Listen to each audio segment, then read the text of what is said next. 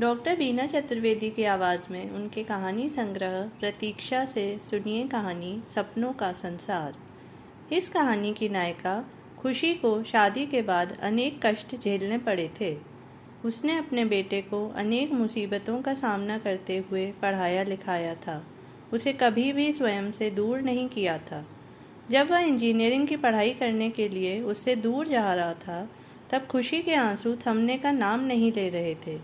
अब उसे अपने बेटे की आंखों में सपनों का संसार दिखाई पड़ रहा था। सुनिए कहानी सपनों का संसार। रूपा और खुशी की तू मैं इतनी बढ़ गई कि अचानक ही रूपा हमेशा की तरह खुशी को धकेलते हुए उस पर ताड़ ताड़ की आवाज़ के साथ अनगिनत चांटे जड़ने लगा।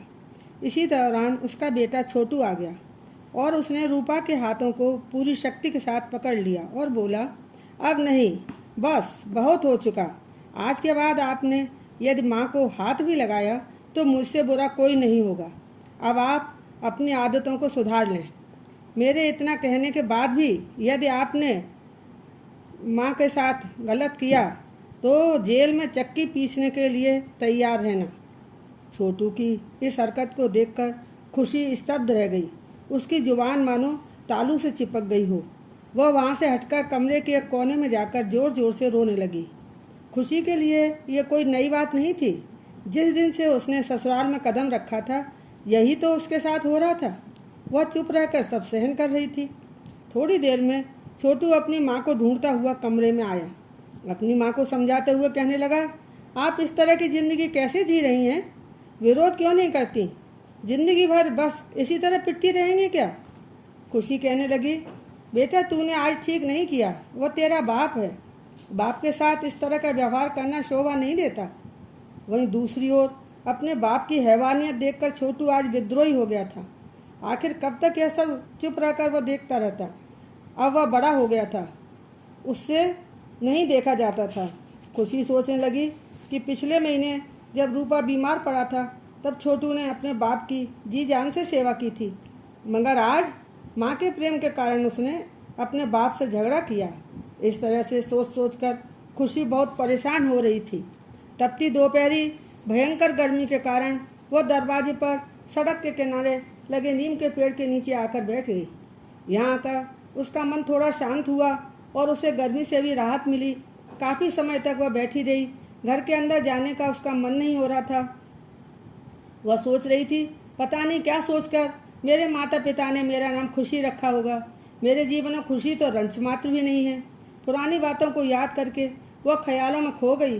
शादी के समय बड़े अरमानों के साथ मेरे माता पिता ने मुझे विदा किया था। वह स्वयं भी अनगिनत सुहाने सपनों के साथ अनजान लोगों के बीच नए घर में आई थी। ससुराल आने के बाद उसने अनुभव किया कि पति के लिए वह पत्नी न होकर एक शरीर मात्र ही थी, जिसमें जायज़ नाजायज़, उचित अनुचित, इच्छा अनिच्छा का कोई महत्व नहीं था। बस शारीरिक उपभोग की वस्तु के रूप में ही वह उसका उपभोग करता था। स्त्री की भावना और ख्वाहिश की कोई अहमियत उसके दिल में नहीं थी। यदि गलती से भी वह अपनी इच्छा अनिच्छा को बताती, तब इसके बदले में वह मारना पीटना शुरू कर देता था। रूपा अपनी मर्दानगी इसी में समझता था कि औरत को पैर की जूती बनाकर रखा जाए। उसके घर में औरतों को खाना बनाने वाली मेहरी, झाड़ू पोंछा करने वाली बाई, पति को संतुष्ट करने वाली वस्तु और कपड़े धोने वाली धोबन से अधिक कुछ भी नहीं समझा जाता था। जिस घर के मर्दों की सोच ऐसी हो, उस घर की औरतों की दशा कैसी होगी, इसकी कल्पना मात्र से ही रूह कांप जाती है। खुशी की यही हालत तो थी। उसके अरमान हर रोज कुचले जाते थे, फिर भी वह शांत भाव से सब कुछ सहन करती थी। उसने धैर्य नहीं छोड़ा था। शादी से पहले उसने 10वीं कक्षा तक की पढ़ाई की थी। उसकी इच्छा हमेशा यही रहती थी कि किसी तरह से वह आगे की पढ़ाई भी कर सके। एक दिन उसने हिम्मत करके रूपा से कहा था कि वह पढ़ना चाहती है। मेरी पढ़ाई से आप लोगों के काम में कोई बाधा नहीं पहुंचेगी। मैं घर के सभी काम इसी तरह करती रहूंगी। रूपा के पास तो बस हर बात का एक ही जवाब होता था, सो उसने वैसा ही किया। इतना सुनते ही लात घूंसे से उसे पीटना शुरू कर दिया। मगर खुशी ने भी ठान लिया था कि चाहे कुछ भी हो, पढ़ाई तो वो अवश्य ही करेगी। पिटना पिटाना तो खुशी की आदत में आ चुका था। अतः अब उसे इसकी परवाह नहीं रहती, क्योंकि रूपा को इसके सिवा और कुछ आता ही नहीं था। एक दिन खुशी ने अपने देवर सूरज से कहा, भैया मैं पढ़ना चाहती हूँ, आप मेरी सहायता करिए। सूरज पढ़ लिख रहा था, इससे उसकी मानसिक सोच सही थी। उसने अपनी भाभी को आश्वासन दिया कि वह इस कार्य में उनकी पूरी सहायता करेगा। रूपा को जब इस बात का पता लगा तो उसने खुशी को एक कमरे में बंद करके बाहर से ताला लगा दिया। जब रूपा का छोटा भाई सूरज कॉलेज से आया तो वह माँ से पूछने लगा कि आज भाभी कहाँ चली गई हैं, दिखाई नहीं पड़ रही हैं। माँ ने झुंझला कर कहा, मेरे लिए तो वह मर चुकी है। अपनी माँ की इस तरह का जवाब सुनकर सूरज भौचक्का रह गया। वह सारे घर में नीचे से लेकर ऊपर तक आवाज़ें लगाकर भाभी को तलाशता रहा। उसने देखा कि एक कोठरी का ताला बंद है। उसने कोठरी के दरवाजे पर जाकर भाभी को आवाज़ दी। खुशी ने रोते हुए सूरज को अपनी सारी बात बता दी। सूरज ने कोठरी का ताला तोड़कर भाभी को बाहर निकाला। खुशी को ताले में बंद करके रूपा घर से बाहर चला गया था। खुशी के सास ससुर खुशी की पिटाई के दृश्य को मूक दर्शक बनकर देखते रहे। जब रूपा घर आया और उसने देखा कि खुशी कोठरी से बाहर आ चुकी है तो उसका खून खौलने लगा। सूरज ने अपने भाई रूपा से पूछा कि आप भाभी के साथ जानवरों जैसा व्यवहार क्यों करते हैं? बहुत हो गया, अब यह सब नहीं चलेगा। यदि आपने अपनी आदतों में सुधार नहीं किया तो जल्द ही जेल में चक्की पीसने के लिए तैयार रहना।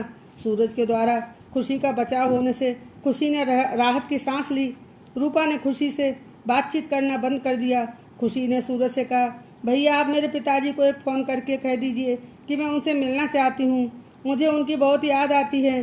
उन्हें जब भी समय मिले मुझसे मिलने आ जाएं। सूरज ने भाभी के पिताजी को फ़ोन करके बता दिया।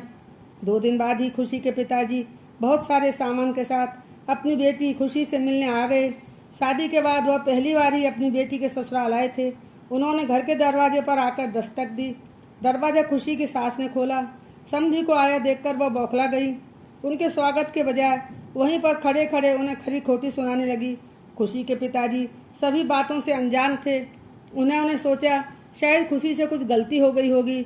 यह सोचकर वह उनसे लगातार क्षमा याचना करते रहे। दरवाजे पर ही उनका अच्छी तरह से स्वागत सत्कार करने के पश्चात खुशी की सास उन्हें अंदर ले आई। जैसे ही खुशी के पिताजी ने अपनी बेटी से मिलने की इच्छा जाहिर की, यह सुनते ही उस कर्कशा का गुस्सा 7वें आसमान पर पहुंच गया। क्रोध में आकर कहने लगी, समधी जी आप अपनी बेटी से मिलने के लिए इतने बेचैन क्यों हो रहे हो? हम क्या उसे दुख दे रहे हैं? अरे हमारी भी बहू है वह, क्या बस आप ही उसे प्यार करते हैं? सुनिए, आपने अपनी बेटी को कुछ भी नहीं सिखाया। उसकी जीभ कतरनी सी चलती है, गजवर की जुबान है उसकी। थोड़ा समय अवश्य लगेगा मगर हम जल्दी ही उसकी जुबान कतर देंगे। उसे पढ़ाई करने का बहुत शौक़ है। आपने उसकी शादी ही क्यों की? पढ़ा लिखा कर उसकी कमाई खाते, वही ठीक रहता। कमरे के पास ही खड़ी खुशी अपनी सास की अजीबोगरीब बातें सुन रही थी। उसके पिताजी का व्यर्थ में ही इतना अपमान हो रहा था और वह कुछ नहीं कर सकती थी, क्योंकि वह विवश थी, लाचार थी। आधी रात में नशे में धुत रूपा आया। उसने जैसे ही अपने ससुर को कमरे में बैठे देखा, वह आपे से बाहर होकर चिल्लाने लगा, मैं इसे पढ़ने नहीं दूंगा और ना ही इसके साथ जाने दूंगा। यदि आपको मेरी शर्त मंजूर हो तो आप इसे यहाँ छोड़कर जा सकते हैं, वरना हमेशा हमेशा के लिए अपने साथ ले जा सकते हैं। इस तरह के माहौल को देखकर खुशी के पिताजी की बोलती बंद हो गई। वह मूक दर्शक के समान इस नज़ारे को देखते रहे। उनके लिए यह सब सहन करना असह्य हो रहा था। अंदर ही अंदर उनका दम घुट रहा था। इसी समय खुशी ने हिम्मत की और पिताजी के पास आकर उनके गले से लिपट कर रोने लगी। किसी तरह से उसने अपने आप को काबू में किया और आंसू पूंछते हुए कहने लगी, ठीक है, अगर मुझे माँ के पास नहीं भेजना चाहते तो मत भेजिए, मगर अब मैंने अपना मन पक्का कर लिया है कि पढ़ाई तो मैं अवश्य करूँगी। इस तरह से कब तक पिटती रहूँगी? मुझे अपने पैरों पर खड़े होना है। खुशी का इस तरह से बोलना रूपा को बर्दाश्त नहीं हुआ और अपने ससुर के समक्ष ही उसने खुशी के ऊपर लात घूंसों के प्रहार करना शुरू कर दिया। अपने कलेजे के टुकड़े की ऐसी दुर्दशा देखकर खुशी के पिताजी को बहुत बड़ा सदमा लगा, जिससे वह वहीं पर बैठे बैठे उनको दिल का दौरा पड़ा। कुछ ही क्षणों में उनकी जीवन लीला समाप्त हो गई। खुशी की जिंदगी अब पूरी तरह से नरक बन गई थी। महीनों तक वह दिन रात रोती रही। उसे अपने शरीर का होश तक नहीं था। बदहवास स्थिति में वह कभी भी घर से निकल जाती। भूखी प्यासी रातों भर रास्ते भर पर भटकती रहती। उसकी हालत विक्षिप्तों जैसी हो गई थी। इसी दौरान उसने एक पुत्र को जन्म दिया। मासूम बच्चे को पाकर धीरे धीरे उसने अपने आप को संभाला। अब वह दिल के टुकड़े को ही अपने जीने का सहारा मानकर समय गुजारने लगी। खुशी की पागलों जैसी हरकतों को देखकर उसके सास ससुर ने उसे घर से निकाल दिया। वह दर दर की ठोकरें खाती रही। बच्चे के आ जाने से उसकी दिमागी हालत सुधर गई। वह आसपास के घरों में काम करके किसी तरह से अपनी गुजर बसर करने लगी थी। उसे जीने का सहारा जो मिल गया था, वह अपने बेटे को प्यार से छोटू बुलाती थी। छोटू जब बड़ा हो गया तो स्कूल जाने लगा। छोटू के साथ साथ खुशी ने भी पढ़ाई शुरू कर दी। जब उसके सास ससुर ने उसे घर से निकाल दिया था, तब वह एक अनजान शहर में आकर अपने बच्चे के साथ रहने लगी थी। अपनी बड़ी बहन के अलावा उसका किसी से भी कोई संबंध नहीं था। पिताजी की मौत का सदमा उसकी माँ भी अधिक दिनों तक सहन नहीं कर सकी थी। कुछ ही दिनों में खुशी की माँ का भी देहांत हो गया था। यह दुखद समाचार उसकी बहन ने ही उसे बताया था। खूब मेहनत करके खुशी ने 12वीं की परीक्षा प्राइवेट छात्रा के रूप में दी।